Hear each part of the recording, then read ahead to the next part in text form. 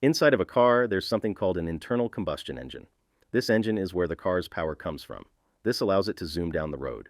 Let me try to explain how it works in simple terms. First, we need to mix two things together: air and fuel. Think of air like the air you breathe, and fuel like the gas you put in the car. These two things mix together inside the engine. Once the air and fuel mix, we squeeze it really tight. Imagine squeezing a balloon. When you do that, it gets smaller, right? Well, in the engine, squeezing the air and fuel makes it get really hot. Now comes the fun part. We add a tiny spark. Just like when you light a match, this spark ignites the squeezed air and fuel mix. When they catch on fire, they create a big explosion inside the engine. That explosion pushes something called a piston. A piston is like a small metal rod that moves up and down. When the explosion pushes it, it makes the piston move down really fast. Finally, the piston is connected to something called a crankshaft. When the piston moves down, it spins the crankshaft like a bicycle pedal.